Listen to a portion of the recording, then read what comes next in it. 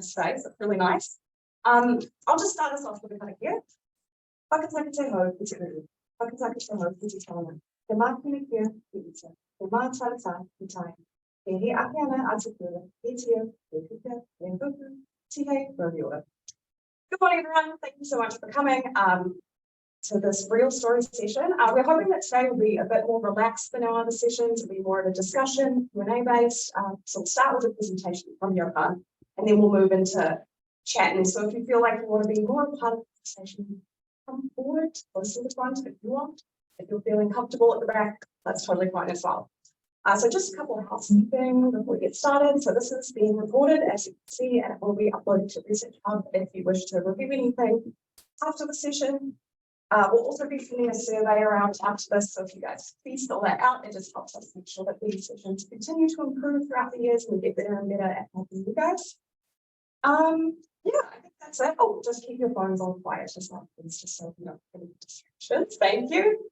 All right, that's pretty much it from me. I will hand over to you. Thank you so much. Yeah, so Lani asked me to just hear a short introduction. I'm not going to talk long because actually just talking is very useful. But to just give you some context of what we do, Simon is here as my backup ladies.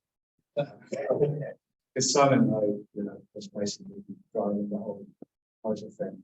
But anyway, to give you a bit of context, the title after many changes converged on shaping a circular market system for plastics in New Zealand. And even as simple as a title is, you wouldn't believe the analysts of that in a team writing a proposal that even the title is, because we were trying to convey a particular message already with the title. If you know how important that is, I've always believed it is actually a bit important.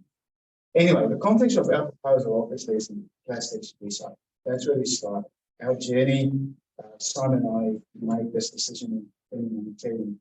I'll go a bit for the time I think later, but we thought, right, for our centre, we're going to try to get a bit of money. What do we see? Where's the research going in that field? At that stage, we said, all right, plastics recycling is always in the news. Plastics person, science, composites, topics, all that overlap. And in our secret at that stage, we actually put in two proposals. It was one in plastics and one in bioretardancy. To be honest, between all of us couldn't quite agree. We started with Simon and I tried this particular one. As you'll all be aware, the whole plastics thing, it's become so huge. In 2019, really big. So we thought at that stage we still have a plastic centre of excellence. Thought, well, obviously it sounds sensible that a centre of excellence in plastics should at least be in that space. So really early on we believed that it aligned really well with what the signals were out there. But then you start asking yourself, what exactly are you going to do? Because probably the hardest bit of our journey was actually figuring out what research to do. You may not appreciate that today if you feel that someone might say, but the plastic recycling problem is huge.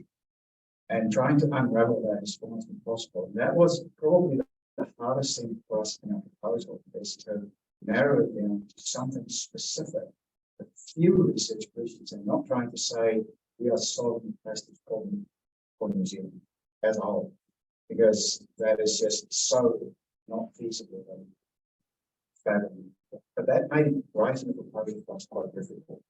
Anyway, I thought what I will do in the 10 minutes on the talk is just go over what our program is like, give you an idea of how we structure it, and then we'll just fire away this question because it's not. Our program, we got about $12 million out of government, 14 with the state. And it's split across 3 faculties. There's engineering, business. And initially, when we started 2019, the proposal was the design school in what faculty was it? Social science. No, yeah, that's right.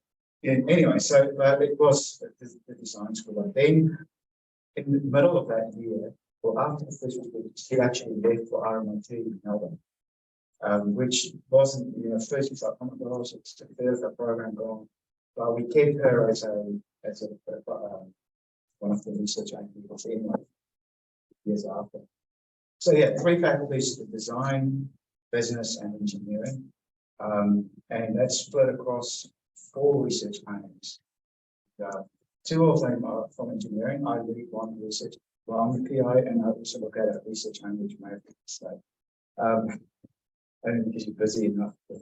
So 2 research aim from media, research aim Simon on the engineering side, and Julia Ferrer from business looks after obviously the business side, and Dave on the digital infrastructure side. So we then, in the way that we try to communicate this to English, we had to somehow guarantee coherence for a program that sits across so many faculties, not even talking about the other subcontractors which I'll talk about in a minute. So we, in the end, decided it was sort of type figure showing how this ties together. Although it's just a silly diagram, it actually formed the foundation of how we write the entire story in the proposal, saying that what we do as engineers, that we can solve a little technical problem, and embedded in that was our science excellence that we can talk about in a minute. And then that had to somehow feed into the business side of saying, all right, if we are creating new materials, how do businesses adopt that in their strategy? And how do we get businesses to adopt? That's where the digital infrastructure comes, because that was all about what tools can you use to get businesses to adopt new practices. And the business side was, what are those practices? And for us, it was new technology. And that's how the 3 concepts stitched together. And we also hammered the whole idea of upcycling very hard, because we try to get the reviewers' mind away from taking plastics and putting it in knowledge, and dare I say, or making more park benches, for low quality products like that. So we right from the go, constantly saying, we're upcycling. That's why the composites are in here, and a few other technologies as well. So we broadly, the two splits is how we proposed in our abstract, in the science excellence. It was always split between this technological and business side thing. So we lumped Julia and Deb together in part B, because their story makes sense. We kind of separate those 2 pillars, although there's still 4 research aims. Yeah, so just that it's not important today so much. The first research aim is looking at modifying polymers using atmospheric plasma jets. And that was critical for us because that piece of technology was novel and new and not much explored. And we could use that to build a really strong science excellence story. Although it was all to do with low-tech recycling, it was that high-tech that we got positive feedback on about risk in the research. The second research aim, which is Simon's, is about manipulating interfaces in composites. So it's quite specific for science. Also using this atmospheric plasma technology. The third research aim was about conceptualizing the circular market shaping. That's why it was specifically from that department in the business school. And the fourth research aim was developing these digital tools to bring everything together. And I'm not very good at explaining that research aim, but in short, how we presented it was it's how it is the social science of convincing people to adopt something new. And then on top of that, there's this infrastructure that people try to recycle plastics, and then actually promoting recycling all up as a result. All of this, we didn't just come up with those.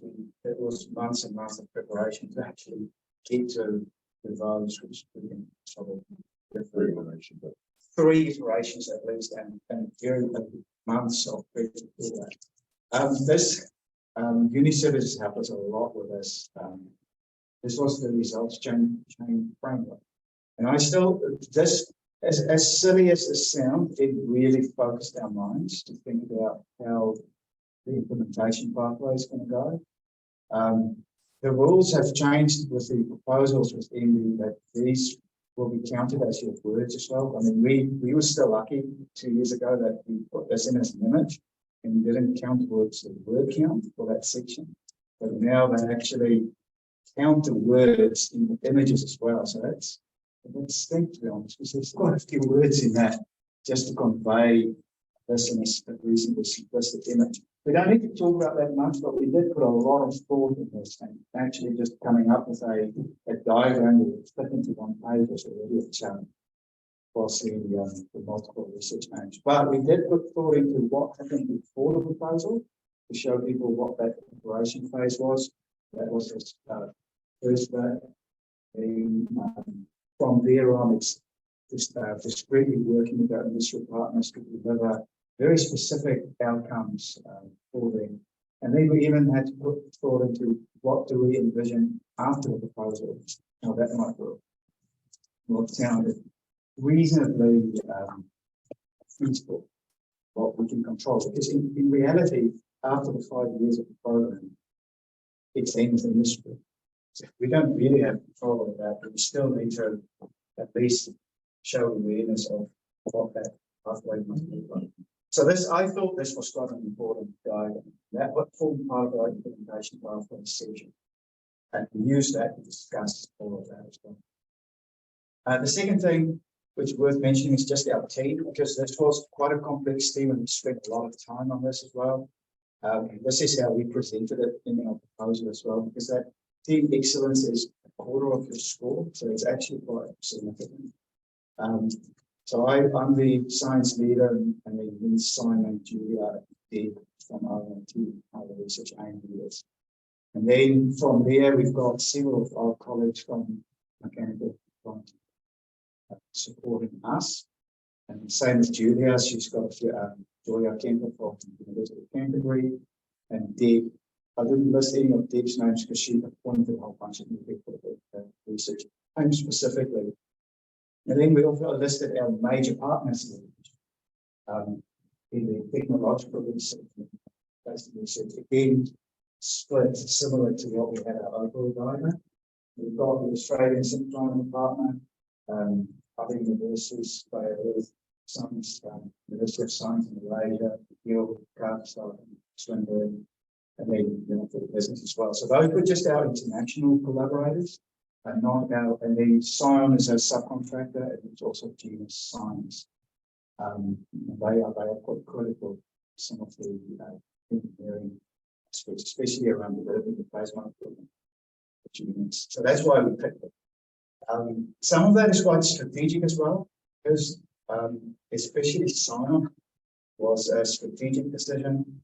I mean, they did great stuff, but it was strategic because the government, Scion is quite a heavyweight in space, especially government. So we decided earlier on that Scion needs to be a partner for us. Obviously, if this proposal is reviewed, they will see whether or not Scion is involved in this thinking. Scion, for instance, developed the plastics economy roadmap in New Zealand, so we couldn't really exclude them. That's why they're here. And then there's a lot of talk. I mean, Chris looked at the statistics for this correlation between the seniority of the project team and the success rate of the project. There's definitely a correlation. It's just, I don't know to what extent, but I guess it's just how you convey your science excellence, the track record. Yeah. It's just that by now that we've sort of almost a year in, at least all our academic staff speaks. Put a question mark because I couldn't remember the names.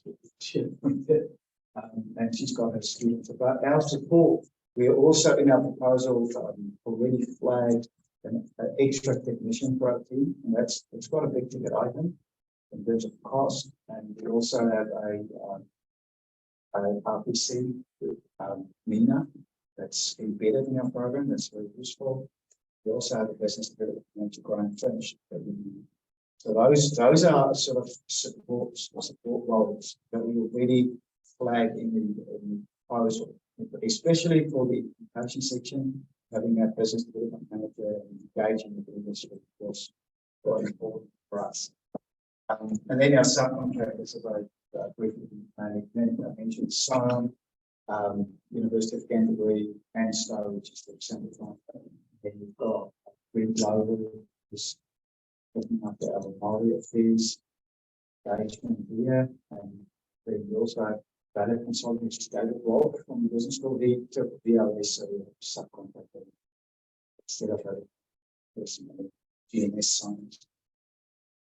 That's our team. The industry stakeholders is also quite extensive. Just briefly, how we presented it again, it was for us quite important. We wanted to show that we've looked at a cross section of the industry. So we've broken that down to industry bodies, and specifically got Plastics New Zealand, which is the industry body for plastics, as well as the Composites Association, and also the Auckland District Council. They were all mentioned in the photo earlier on. Then we looked at waste collectors and product stewardship groups, Enviro New Zealand, Visi, Ag Recovery, and the 3R groups. They are all very active in product stewardship schemes and also general policies in New Zealand around how plastics are recycled. That's why we selected that group. Designers, because part of our proposal was to have specific examples of technology demonstrators, as we call it. And they are people who are very active and also quite visible in the space of product development, especially with the sustainable stuff. That was Blender and Davis. Then recyclers, they heavyweight in fuel recycling, and also several other soft plastic recycling schemes. That's why we put them, they're very enthusiastic in that space. Then a couple of smaller ones, and we also Replas is a Maori-owned business that also helped us a lot in our development of the industry. From the manufacturers, we've got companies from Way North, Extra Tech, that's got specific expertise in form of drawing, those important for science, research, aim, and general reactive compounding, polymers. And then we've got Proform in there that does automobile parts from plastics and composites. That's what they were selected. ID Plastics is just also a very visible company in specific recycled plastic products. So we've kind of picked some of those high-profile companies and built around it.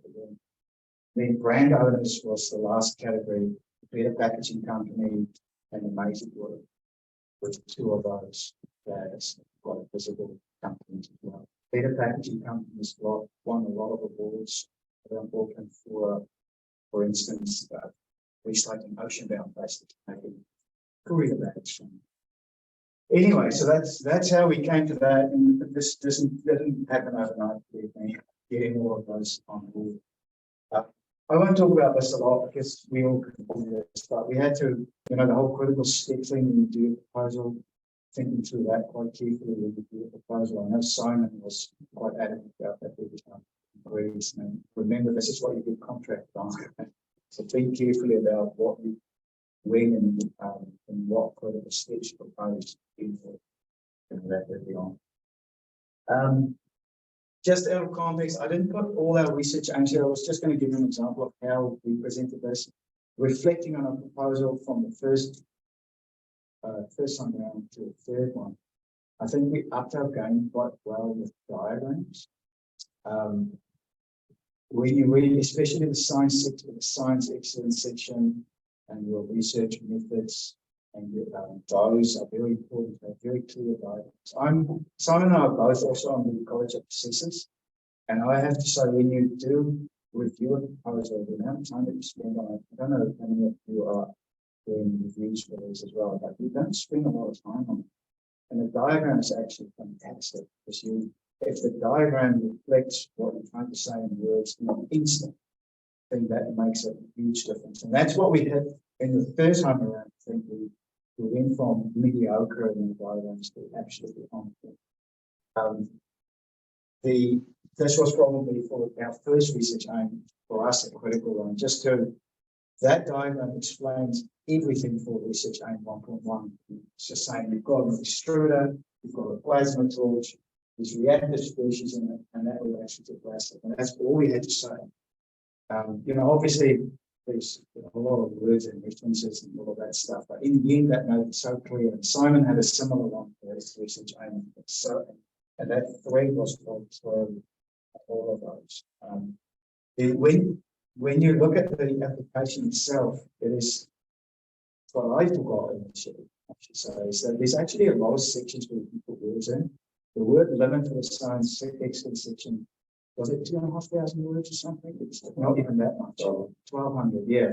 It's so short. You're trying to put a $12 million project across 3 faculties into that many words. It feels almost impossible. But what we, in the last round, actually managed to get a lot of the contextual things into the alignment with government signals and the justification for why we picked the, as it remind me what's the two proposals, the transformative, yeah. So even in that section, you've got 400 words to write that, and we jammed a lot of information in those sections, and even when you're explaining why the lines of signals, you sneak in a whole lot of contextual bits of why the proposal is. Now, those sections are not reviewed per se, but the reviewers do read them. They come up first when you open an application. Those are private funds, so you read that first before you get to the action. And then obviously your methods and your research plan. So there's heaps of space here, and then each group of slip got heaps of room for text and also more information. But the description of your research aims and all of that, we spend a lot of time sharpening those to be exactly what we want for each of the research aims. This is just the example of one that I would you can do to that. So, I mean, we talked about it yesterday. So, I think coming into this proposal, the main thing that I, with the help of our writer, had to learn was to write with confidence and avoid words like maybe and possibly and we hope to. And you have to, in the third time around, I think we were much more bold. We were saying, well, we're going to do this instead of we're hoping to do this. maybe that helps. This was an example of the diagram that just as for our research plans for research. Just trying to show the active compounding, a lot of the process and a couple of examples of work that we've already done. And that's also a tricky one, is how much prior work to do. But I do believe that it helps your proposal if you've already touched upon some of that and you have your own results to fall back on. In this early on in our science excellence section, we've already said in our own lab, we've already had a proof of principle. But that led up to all these other questions that need to be answered. Yeah, anyway, that's enough about the proposal. I thought to just catalyse a bit of a discussion on reflecting on our timeline, because it was a long, arduous journey. We started early in 2019, as I said, deciding on a feasible topic for our research centre. That's how it was born to begin. We decided we need some decent funding for our centre to survive. What is the research direction? This is what we want to do. In between most of 2019, myself and Brian and Simon visited as many companies. I think we did about 1 or 2 per week for months. Some of them were of, we obviously graduated our old contacts. We had a few new connections. Just went to them, introduced ourselves here, and listened to their problems. We didn't answer. We had no questionnaire at all. We just said, right, we're working in this plastic space. What are you doing? What are your problems? That was just months of doing that. And Graham was very good at keeping a record of the company we visited, transcribing our conversations, what we talked about throughout the year. And that then finally, and as we moved through that, we then started building a team. And now we were so lucky in a way that in our centre we ran these events like we'll call it Big Tuesdays. And that's how I met Deb. She gave a really exciting talk about how to influence people and the work that she did. And then I thought, well, that is actually quite a nice addition to our program, because we had the engineering side, we decided that we need the business side to it, and then we added this human behavior side to it as well. Because we earlier on realized that on the engineering side of the line, we are doubtful that we can get a program. We had strong competition because in the year leading up to that, Waikato Union for that's also that Centre of Excellence. What were they called? No, not the similar to the one that we had for May. Anyway, that was on the circularity ideas. That got rejected and they got an Endeavour fund that year. So we had strong competition here to show how we had differentiated from other universities in the circular economy space. So we then said, all right, our story seems to make sense between engineering business and that design. That was our first team. Then we started working on the draft concept until February, March 2020. That was hours and hours of writing, to be fair. We had great support. I was just reflecting on that advice, saying, I think a lot of our success was that we had groups of people from the unions, from within the School of Engineering and Human Services, and then this idea will work. And they've put their weight on it as well. So we had great support from engineering, regular meetings, reviewing our ideas, and then Human Services, we bounce our ideas off so many people that have got feedback from them. And also Plastics New Zealand, they also helped us a lot with how that sits with what government thinking is. Because it was such a hot topic, plastics, we had to make sure that we're not proposing something that Plastics New Zealand is already actively lobbying against, for instance. And because government will be aware of it, because they are very visible. So that by the end of the beginning of March 2020, we were pretty worn out with this idea. It looked very different the first time. We had this great idea of a decentralized plastics collection idea and how to get people to participate in that. And we got through the science excellence that year. We were in the second quintile, but then we dropped out in the impact assessment. And I was just telling you earlier, some of the feedback we got was that they don't believe that there's enough impact in the plastics recycling space. And we were blown away at that stage because we thought that this is a pretty obvious area we can have impact. But reflecting on it today, I think we just did not articulate what this program is. So that was our first rejection in 2020. Gutted about it when we cried a lot. And then regrouped. That year, visiting more companies, talking about that. What I forgot to say actually on the timeline, part of that was also an industry workshop. But in the December prior to after all our company visits, we got all of them in a room and had a Berlin actually helped us with that workshop. And that was, I think, quite critical because we used the results from that workshop into the third proposal, because that our industry partners so accurately articulated what the problem was. We did just reiterate that way. So we then reshaped it, we changed our story a bit, we decided to ditch the whole decentralized collection and focused it more on this digital infrastructure.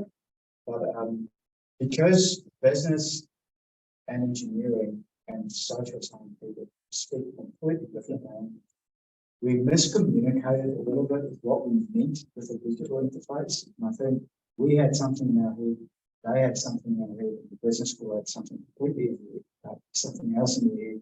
Because when I say design and Deb said design, we meant so we kept our engineering side quite constant into the second round, but then we didn't even get to a science excellence assessment value. And that was, we were again blown away, we couldn't believe it because we didn't really change all that much on the engineering bit. And that was quite a pivotal point for us because we thought, do you go in a third time or not? Some of us have the opinion that it's embarrassing going back to your industry partners and saying that we've been rejected twice, I'm going to try a third time. There was also the effort of rewriting this a third time. But in the end, I know we were advised that no, and Elise was also quite adamant that no, we should go for Thursday. And so was Bristol and my colleagues. So we went back to the drawing board, threw half of it out almost, and reshaped our story and really sharpened our pencils. At that stage, I also have to say that we changed writers. We had a different writer the first 2 rounds. That was fantastic. If you can get external help for technical writing, that really helped. Oh, and I think, well, what do you call it? Proposal writing? Proposal writing, yeah, but it's just they were technically minded people, but they knew nothing about it. So, but the third time around, we just got such a fresh perspective again. That helped quite a lot. We would write something, she would say, "Oh, yeah, I'm just not getting your story from this." It drove us mad some days. We had some creative discussions over Zoom, especially when it was just ripped to shreds. And some of my colleagues saying, "How can they just not get it? It's so obvious." But if somebody reads your stuff and they just don't get it, you have to just take place value and say, "Well, your reviewer might not get it as well." So that was super useful, but very frustrating. We then spent quite a few months again just deciding what the story is, again writing for a few months, and then we submitted, got through Science Excellence this time in the first quintile, then we got accepted in the term. Yeah. So that was our journey.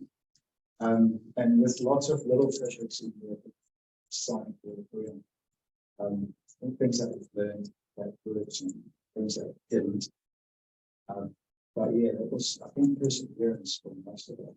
Was the purpose. I don't know if you've got something to add. This is all that I wanted to put on the screen.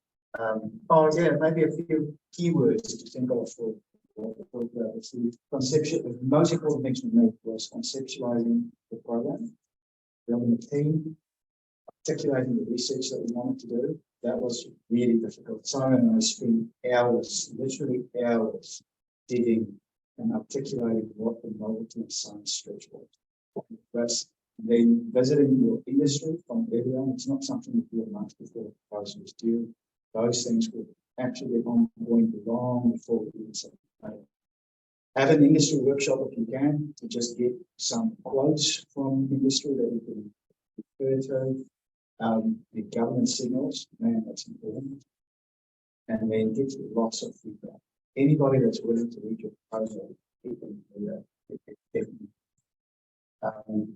Then the science excellence and the team excellence, when we start some correct, people always say the science excellence is probably one of the hardest hurdles to get across. And I think reflecting on it, it is, but they are all equally important. When you say science excellence, what you should really say is the science and teams, because they both score equally. So your team selection is actually critical, because it's a quarter of the score. And then for me, the trick was to get that broader context across within the word limit. And in our first draft of the proposal, we jammed a whole lot of that in the science excellence section. It just didn't work, because you used half the space to tell people why this research is important. We threw all of that out, and that made its way eventually to the investment signals and those sections. And the science excellence was just quickly jumping in. This is new and novel. That's why. Then the professional writer, if you can get it, the benefit of New Zealand, I spent hours researching that, quantify numbers. And I know uni services pushed me hard on that one. So make sure you quantify things, make sure it's reasonable. So I spent this, got great feedback. Implementation pathway is people could interpret it. yeah, implementation pathway. Use the language EP wants, that's where that results chain framework came in. That was a good foundation for us to discuss that. And I would say we polished every single section. Nothing escaped from those little abstracts that we write, the investment signals, everything was crafted to the last letter. To make sure that the overall story makes sense. And yeah, that was it. That was my key points that I thought was. Anyway, I don't know if I've missed anything. That's pretty. Anyway, thanks for this.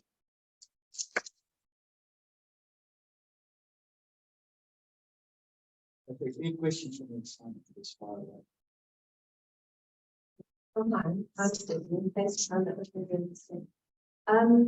I was just wondering, you mentioned that diagrams were really, really important to get your ideas across. Did you have somebody help you with that, or did you? We initially had Vivian from science faculty. She's a graphic designer. She helped us, but she's very busy. It was difficult to have an efficient process of it. But I have to confess, we had a PhD student that was absolutely a wizard with drawing, and he actually helped us draw those before those parts. I think even if you have someone who's very long, still have the concept. Yeah, yes, exactly. I think that's great to say for someone to make progress. Because I'm really bad at making a diagram look nice. And you can draw arrows and flow diagrams, but you also want something that's visually quite striking. If you can get some help with that, that is really useful. And I don't know if it's useful for you, so it's this as well. But I think it is actually worth investing in a person that can really visualize information for you. Not just the art of drawing in software. I mean, I can draw in software, but it's the layout and look of the diagram that's quite important. I believe that works because you think about how you do your papers, look at just first time, and then the information comes out. Great proposal. Sorry. First impression. Yes, right, exactly. Yeah. Thank you. So how many diagrams? We had one for the overall program, one for the team excellence, another diagram in the science excellence, at least two diagrams in the science excellence section, trying to explain different things. And then we had one diagram, one or two diagrams for each research aim in methodology. Yes, it was basically a diagram. Everything. Yeah. Then it's the Gantt chart that we put in as a diagram. Whether or not that is absolutely necessary, because I mean the research, the critical steps are sort of in the table form in the proposal, but I thought it does help to see that as an overview. Then we have that results chain framework. Probably forget, but there's actually quite good. There's no limit, but they are counting the words now, so that's a consideration.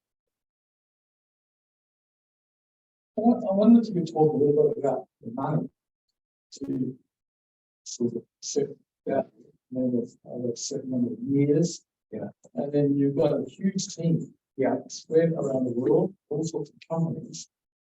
And how much of that money has to go out to support efforts in companies, and how much that's to support academics, students, and research associates. Yeah, $12 million is not a lot of money. Well, that's what I'm getting. Yeah, about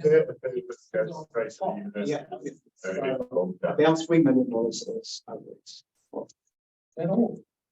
Nah, it's like 4. Was it 4? Yeah, I should have started with my jacket. To give you an idea for us, we make up more than half the budget.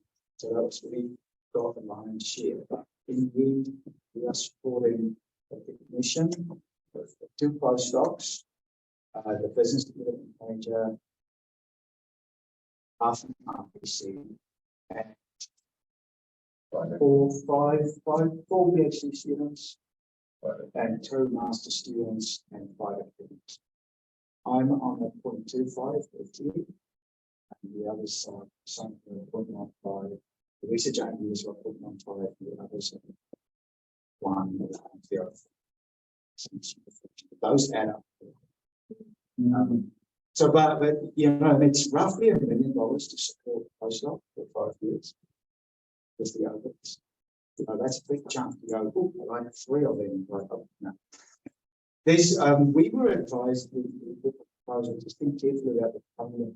Oh, you remember that discussion saying, I mean, you can build it up to an $18 million project, but the question was, or the suggestion was that the larger the project, we asked for the more scrutiny than we at that portfolio balancing final stage, because I mean, I didn't even touch on that.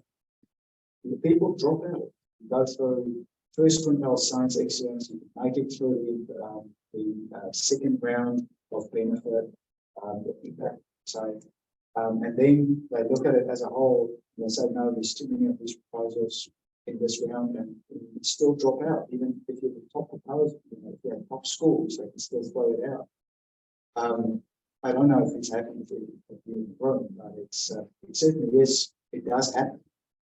And I think if the suggestion was if in there with an $18 million project, you're asking such a big chunk of pie that it may lose out just because you asked for too much.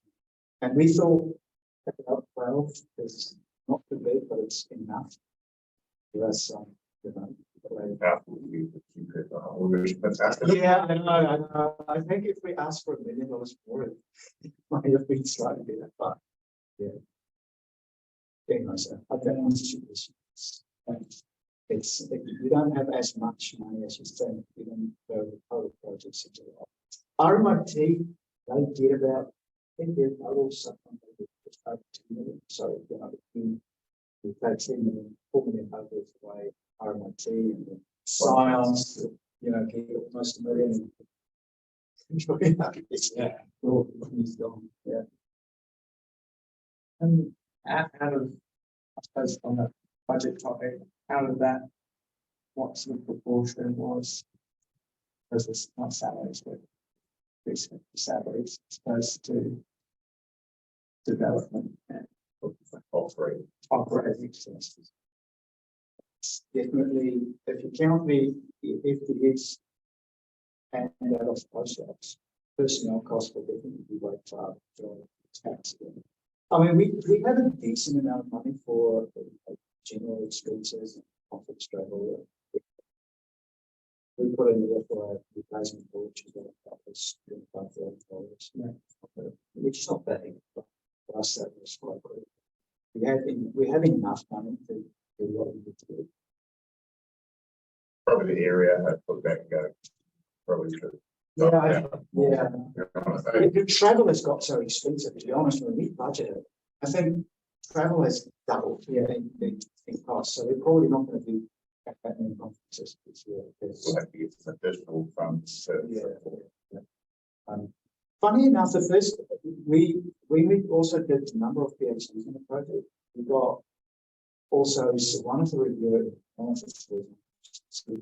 Why are there so many PhD students? Which I found quite strange feedback, because PhDs are really the research engine, isn't it? But I think so. All up in the program, I think we've got 7 or 8 PhDs across all the research arms. But yeah, so that is a decent one. Well, they come a lot cheaper than research. Well, that's the thing. You can support more than 3 PhD students for the cost of a postdoc. There's no overage. I mean, if we took out the postdoc, business development manager, the RPC, like a big chunk of your budget, but then all that management, all that interaction with industry is going to come back. I mean, Graham's like this. He literally takes 3 or 4 initiatives. If there's anything to do with companies or strategic thinking, that's nice. Subcontract. Yeah, he helped us a lot with just getting stuff, just taking that level of to help craft and make sure that something will, you know, there's a lot of admin. And then having an RPC is also up admin things. He would struggle with it. I think having enough embedded is also success. but it comes at a cost. Huge cost. You actually had a few questions that you had prepared. I should have put it on my slide. It's one of that. No, it's. Yeah, we'll go from other people first. Yeah, I've got speed, good one. It's how you had it is then overseas. Yeah, so at RMIT, so we just subcontract to RMIT. Yeah, they employed, I think, 2 computer programmers and a couple of PhD students. Yeah, that list wasn't quite good because when I made these slides, which I basically was not done yesterday, that particular one is, but I'll update it all. Nice. And with the table that it showed, how did you incorporate the research aims in the big colorful painting? Because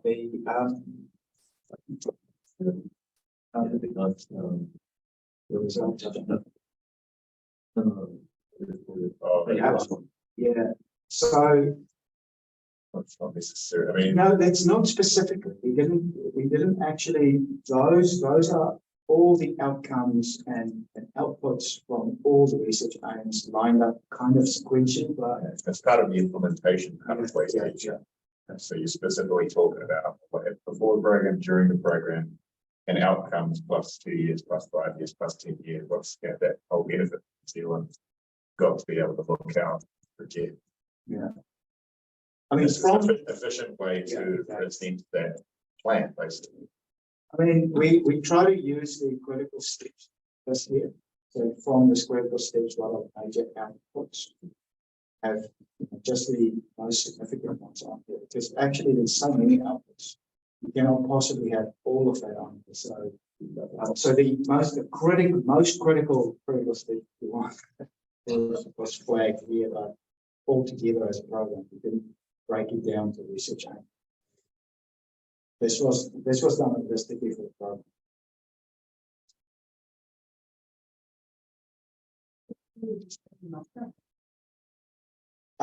Yes, that was a very difficult one. Spending hours on that. I think what we did earlier on, to be honest, recycling and circular economy and all of those things obviously fit quite well with that thinking. But that was not really good enough to just say that because it seems quite obvious. And our last writer was quite skilled at that, I forgot. Brady, yeah. She was really good at that. She helped me a lot crafting those statements. And we just took every part of the vision market, explained the bullet points, how each of those related to our project. But most importantly, we selected our stakeholders. We plus is our political stakeholder here, he also gave me some feedback here about just to say how we engage with them, pathways that we go back to them. But we spent a lot of time. Yeah, it was difficult. All that major point. Oh yeah, we appointed. We also budgeted for a relationship. Specifically, this her job is to see the new connections in the area. I got to know her through ADHD, and so that's just to make sure that we find out not to those boxes, but we actually address those issues. Yeah, external consult. Yeah. You don't have the first time search. No, that one. we didn't. That was only in the last one. So how did you identify the ADHD was one of the stakeholders? That was just through my connections. I attended so many workshops myself, other workshops from the sector business, sustainable business network, and other workshops that were done on sustainability, plastics recycling. And then through Plastics New Zealand, I think used me to was the sustainability manager at the hospital. They had particular problems also through the science school. They had a little project on categorizing or actually measuring the amount of plastic waste that comes out of the hospital. Then I went to visit the hospital and India, ended up deciding that that could be a potential good case study for us to work on preventing that waste and eliminate the problem. So it wasn't because it's the ADHD, I think it was more of a fortuitous connection that's quite relevant. They also came in first one. So they didn't want to share. So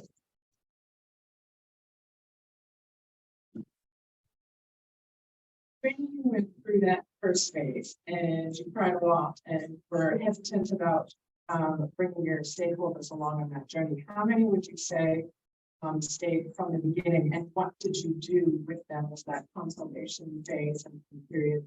And because you also went through that significant change from decentralized model to your next model, how was that journey with the stakeholders? So we kept in touch regularly. We even did a consultation work for some of them, just to keep the relationship on. Yeah, so we stayed in constant contact forever. And that difference, so having that consultation with them for that change from the decentralized model. They didn't care about that much so much. Most of our stakeholders, to be honest, are more on the technical side, and that was also, I would say, an issue, but we did design it that way with the implementation in mind. Our industry stakeholders on the the digital infrastructure side was less consequential than having actual processes and collectors. So it changed a little, but not much. There's a couple of additions that came along, a couple that I've dropped out, but nothing significant. That was actually the majority of that list came from probably 8%. But to be honest, that list could have been a lot longer, but we made a decision to keep it about that size. Because as we went along, there's so many companies that came saying, "Well, we're doing this would be great," but managing them become quite difficult. Graham's already got his handful of just.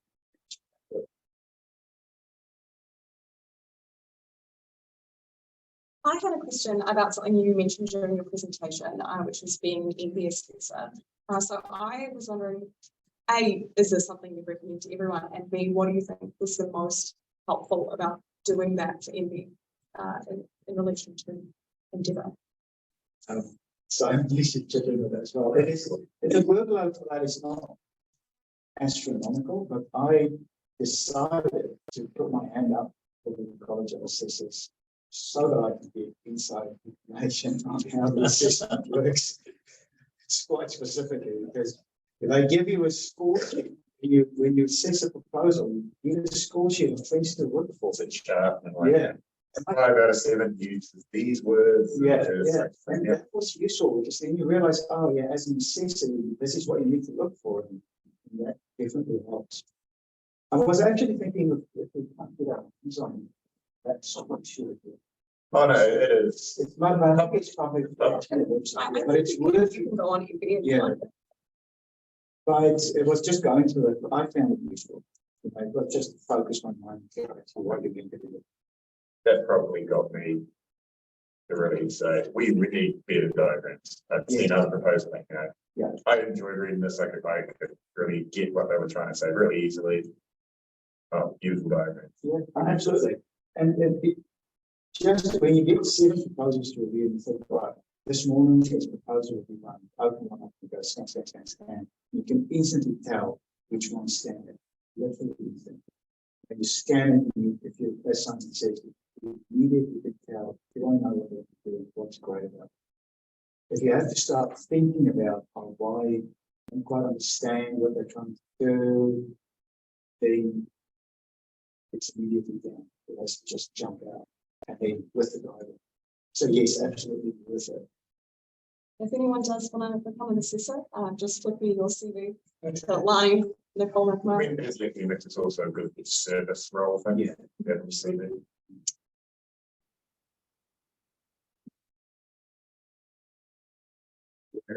How you're positioned with your product, So again, where, how you're positioned with your products to Oh, yeah, so we're 8 months in. I think in my research, I've had the first few critical steps already. The subcontracting took way longer than I thought. It's because we have so many subcontracts, just getting all those contracts sorted, appointing people. We still haven't appointed all our PhD students, we're almost a year in, because the recruitment process takes ages. It is something to consider actually, which they let you know in September if you're successful or not. And then the start date is the 1st of October. And then you say, all right, now I have to put in advertisements for PhD students who are for engineering, likely to get on demand or somewhere overseas. So then you have to at least advertise for a month or two, to get the word out. Then they have to apply. And the application process is so long. They have to do IELTS, and then it's weeks to just get through the university application process. Then they have to get a visa, which could get even longer. So we were lucky that we already had 2 PhD students that we appointed with other funding that we knew if they did little projects on this, and they would have carried on regardless if we got the funding. And through that, we've now already had some of our critical steps. So in all fairness, the critical steps that we have achieved were achieved through PhD students, not funded through this project. If you don't have that in the first 6 months, it's all about subcontracts, recruitment, building the team. It's very difficult to get a lot of momentum in that first year. So if you get one, you just got to start recruiting straight away. Because otherwise you can be a year and a half in and suddenly realize, oh, don't have PhD, we're going to be behind. But we knew that in advance. That's why we had those PhD students working. They would have been there regardless of success. We also fortunate enough that one of our postdocs were local. She was an ex-University of Auckland student in the School of Chemical Sciences. She jumped for this opportunity, and another one was already in our centre. This contract ended, so we could just roll them over to another contract. I would say that kind of early progress and success, but it's all around building the team as quickly as possible. If you're slow with that, the whole progress will be slow. Yeah. So do you think the people that aren't sort of as prepared as you guys were, should they work in that time into the timeline of their project? Do you think they should talk about getting PhD students and acknowledge the time that that's going to take? Yeah, realistic, that But you we get will have a postdoc that will probably start month 9 and year 1. We didn't even budget for our postdocs in the first 6 months. We only budgeted for half a postdoc the first year, which we knew it was going to be very hard. Yeah, and that also shaved the budget down. Yes. Yeah. So we did build that in. Same with our PhDs, they only in the budget for 4 years, not 5. First of all, it gives you that first year to recruit. And also, 5 years is not enough for 2 rounds of PhD students, unfortunately. So you only really have one, the 4 years of they actually.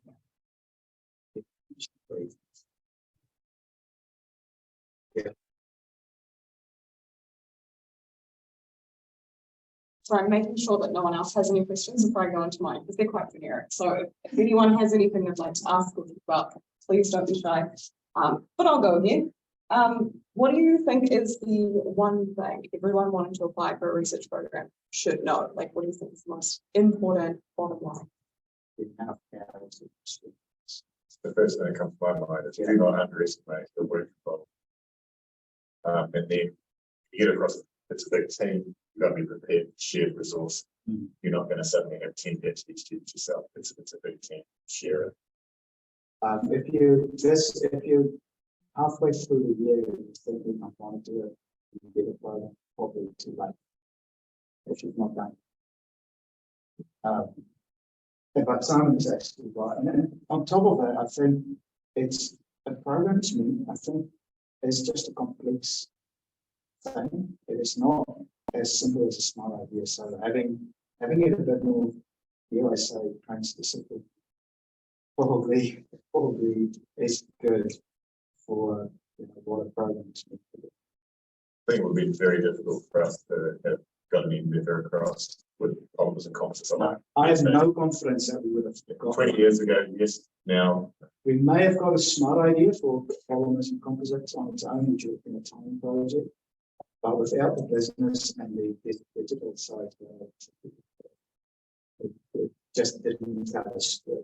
goodness, story right in order. And actually getting the impact from just that research seems much less plausible without the rest of it wrapped up with. Because you do have to tell a credible impact story, which is sort of maybe the second thing to that is my mistake in the beginning was I think I over-focused on some sections because I was also afraid of not making it through that first round of assessment or science excellence. But it was important. I mean, it's, in the end, they are equally important. But having a very credible pathway to the I think that's just really good. So that's that. You spoke a lot about relationships and you had a lot of relationships and those were really helpful, but it also seems like you had some forced extra time for those relationships with your stakeholders. So if that's something you can imagine is useful. So you have these great relationships that first year, but over time that communication that was evident to everyone as well. So you brought them along that journey. How could you imagine people could do that with possibly not having gone through the 3 of them and starting with that? Started early. Yeah. But I was told this many years ago for a reason, saying you start about a year in advance and building up your relationships with companies, getting at multiple. Well, it's no point only having one because then the criticism will be this is meant to be for a greater good of New Zealand, not just for one company that's going to take up this technology. Because that's quite often you have this great industry partner, and then it looks like you're getting $12 million just to benefit that one company. That's Yeah, specifically in the assessment sheets. Yes, As an assessor, you read benefit for New Zealand, benefits more than one company. Yeah. Or, Specific question. Got it. You always, how do you share the IP? The IP sits with the project a lot. So none of that companies are taking any of it up. And it will be licensed to them if it works. So if company X wants to take up the specifics that we can put up here, they will have to be licensed. So license it as the same as the the companies are only providing pin clients. Yeah, yeah. There's no none of them direct are funding. cash in. 10 years ago, MBIE programs, you had to have direct funding from companies. Now, less stuff. But we got agreement from everyone that's on our list saying, all right, you're attending this many meetings a year, for stakeholder workshops and all of that, we put a dollar value on it. And that's how we determine what the kind of contribution is. But we emailed each one individually saying, this is what we're going to do. Do you agree that this figure looks reasonable? Because MB can actually order. You can't just put in company X, it's put in, $1 million in kind, then they can never agree.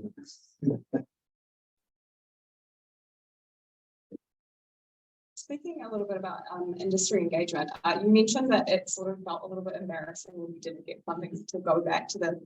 I was wondering a little bit about that. What did that actually look like? How did you go about having that conversation with your industry partners? Yeah, we emailed all of them to say, unfortunately, we were unsuccessful, but we will try again. That's what we said. Cool, so it's kind of just like it wasn't too bad. It was the question was really when it was the second time that telling me I was going to try it again. But we ended up just about in the same time. We go and meet again. Let's see.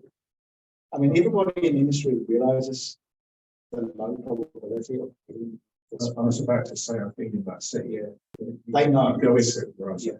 I mean, Harry from the class, he wasn't no delusion about it. So, yeah, we chance of getting this very small for him.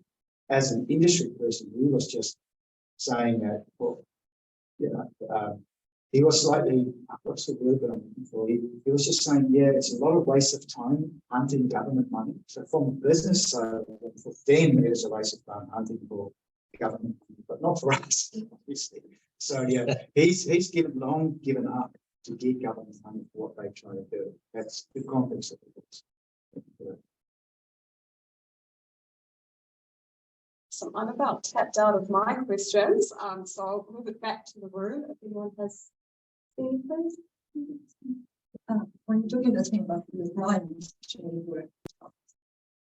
So the thing with your face, the feedback you get from us. So, Very little. so in your case, did you have some at least consistent? If you have 2 years in a row, is it consistent to build on and progress, or did you think that it actually didn't really help you into moving to the next phase and work more with your partners and your fighters and kind of Oh no, to be honest, the feedback is very little and very late. Well, it did help. It was quite diverging as well. In one of the rounds, was it the second round? Yeah, we had 4 reviewers, and the lead assessor made a summary of it. He said 3 of the 4 reviewers felt that this is a great proposal, novel, risky, beautiful science. The 4th reviewer thought that there's no risk or novelty in plastic recycling. You shouldn't even consider it. And we didn't make it through science excellence as a result. Because I think that 3rd reviewer must have given us like a 2 out of 7, you know, and that would have just dropped it to school. So that was quite divergent. There was always constructive feedback, but it was, you know, feeling too more in a way. I think we took a few pointers from Yeah. where it's on, but I think we assessed ourselves Yeah. where we think, that we need to improve. And so. It wasn't a massive help to begin. It was the average help. The feedback that we got from other people reviewing actually. You reckon send people to review of the application to you? Well, that's obviously. What is going on? Yes. So for the most part, yes, they will likely be the same assessors. So a lot of the times, I don't know how specific this is to your guys' project, but a lot of the times, if you're putting in a rebid and you've not addressed the feedback, the assessors are going to be the same, and then they're going to know that. So you're going to get judged more harshly. So definitely always take on board that feedback as much as you can. Like you guys said, it's not super comprehensive. It's not very detailed, but more often than not, it will be the same assessors. I was very worried about how they select reviewers, as we talked about the other day, because for us it was engineering, business, and design. I'm saying, right, how do you select a reviewer? A business person is hardly going to be able to judge the science excellence of the engineering, and vice versa. I cannot judge what is novel and stretchy in business research. So that would be very tricky. So you're hoping that from the 4 people that they pick, that at least that's going to give you a reasonable cross section, and then that you don't get a very cynical person assessing your application is what it comes down to. But that's why it's so important to have it on point. Things need to just jump out. If you have to think and wonder about, what are they actually trying to say, and get people to review applications when there's nothing about it. They're not, unemployed. They shouldn't be an expert in the field. That's the best way of doing it. If they can understand what's novel and stretchy as a non-expert, you're probably paying them.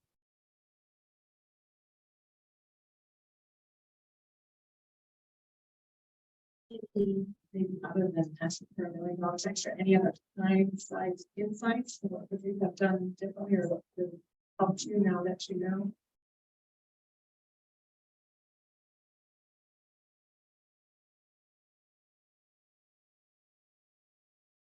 understand. Earlier on in the first time around, really developing the underlying story, underlying concept. So that we could really articulate it properly before digging into, oh, we're going to do this, I'm going to do this. Yeah. It's like, So on the 3 years, it's 3 years. But I don't think I would do anything differently without finding it. I think that is exactly right. Which, you know, is probably a big call, but I don't think there's much other than asking for that. We get to do the side, the engineering bits that we really want to do. Business side fits in perfectly, and the work that Dave is doing is just as exciting. The challenge for us is just making sure that those two others actually merge properly, doesn't become siloed. So we are implementing this collaborative tool where students from the different areas post those snippets of what they do. We will just have regular across the entire groups. We can only start with that now because things are fully formed now. Took a while, and there wouldn't have been much point in doing that 2 months ago. But now, speed.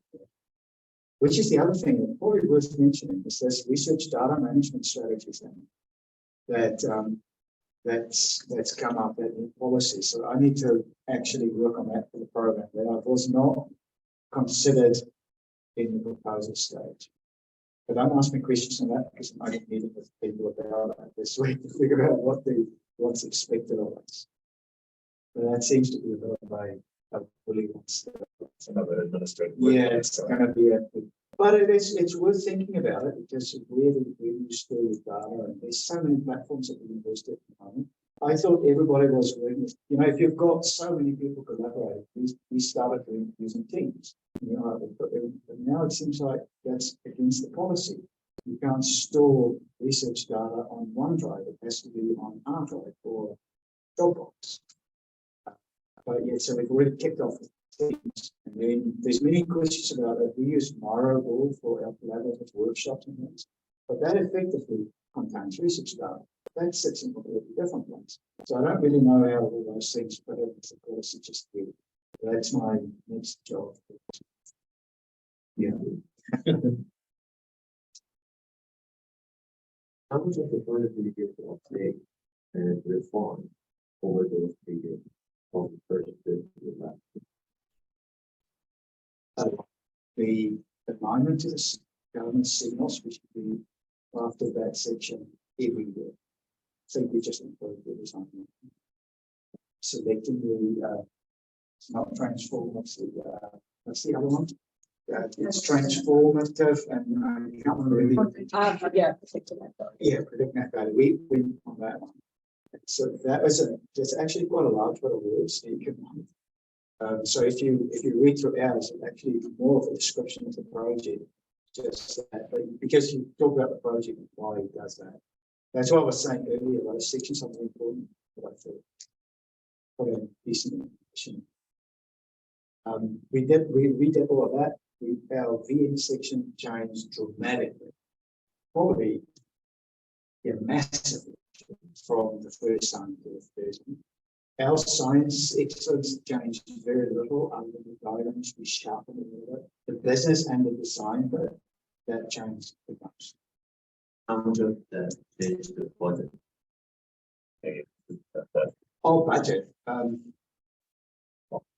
No, the budget didn't change much. We did adjust a bit for inflation. Probably not enough. Yeah, in hindsight, I think it's worth making sure that you adjust for. I mean, the yearly one adjusts for inflation anyway. I don't think we adjusted our starting point for inflation from 2019.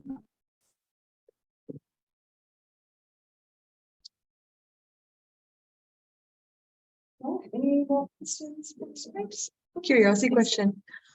When you look at those changes compared to the first year to the third year, obviously you want to get in first round, but are you grateful for that process? I think so. Yeah. I learned a lot going through how to write it. Yeah. It seems to be a art. Yeah. Yeah. A follow-up question. The the third time you tried, did you have those visuals? When did they come into the process for you?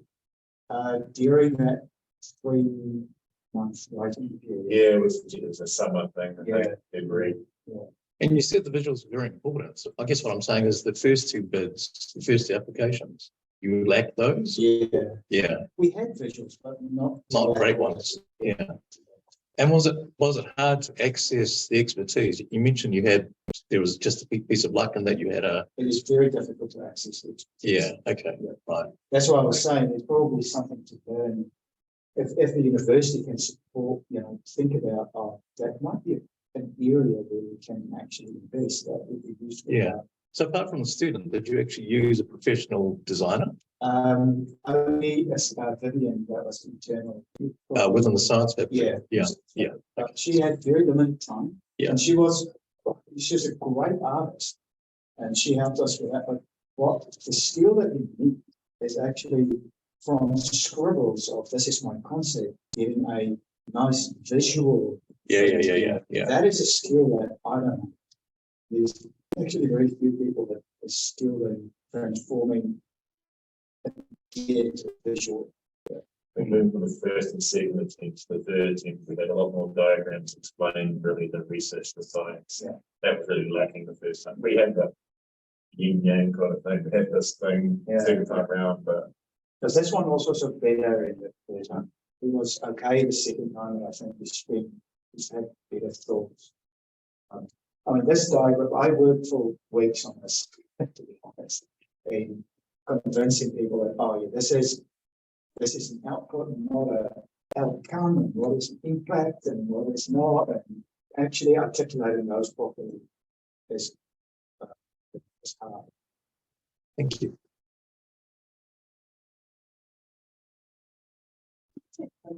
Yeah.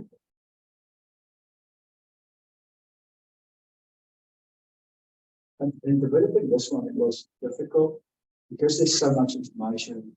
You wanted to communicate which companies are involved in which phase. You want to communicate the outputs, outcomes, and impacts. Initially, we had a lot more information, but it became almost impossible to read it. So we had to strip out stuff, but not strip out the message in the end. obviously there's something framework.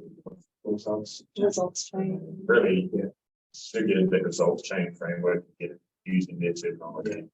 And thinking about that, writing style needs to be very for everything you say. So you don't mistakenly call something an output when it's an outcome, and that sort of thing. So having that consistent. Even in our research aims, when we lumped it together, we had the two parts of the program. We called them research outcomes initially, but that was confusing because that was at odds to what the results chain framework called an outcome. So we rephrase that just as a market facing side and science, just to avoid any conflict. This is just a very contentious thing, but you said you spent weeks or months doing it, so it's a huge amount of your time over 3 years. Getting is it actually worth the payback to you? Do you have more time? Yeah, it's funny you should ask GNA Science. They estimated the cost of proposing a research program. So that's why our colleagues there, they've got internal panels deciding if it's worth pursuing the proposal because of the cost.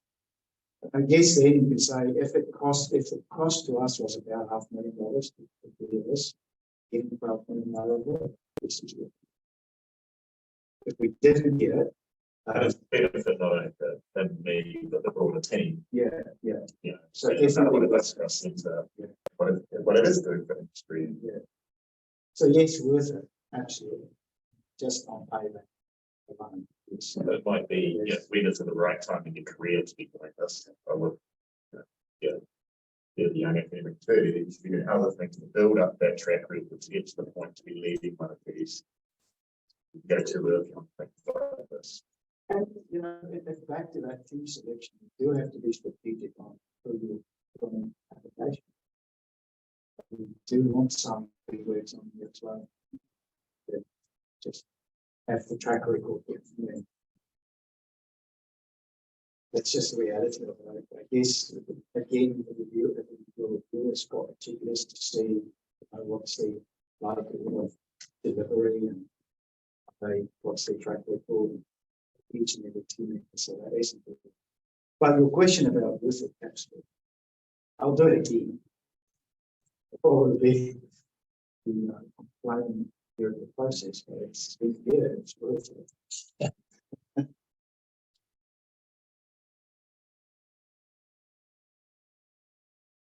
All right, final sort of questions. No. Okay, I guess we will wrap up. Oh, my gosh, this is my last little spiel. Awesome. Thank you so much for your time. Thank you everyone for coming today and participating. I think this was really, really great. I know that I learned heaps, so thank you so much. I hope you guys did too. Just a quick reminder that we did record today's session and we will send up the slides over the next week or so. They'll also be uploaded to Research Hub, so you can find all this information again. As well as that, we still have 2 more sessions coming up. So we have our VN session coming up on the 9th of August, which you can register for now. So if you go to the Research Hub, you can find a link for that, as well as a government insight. Sorry, there's so many different sessions running through my brain. The government insights session, which will be on the 17th of August. It's a workshop style with a couple of different experts run by Rebecca Adams. So if you're interested in going along, please register for that.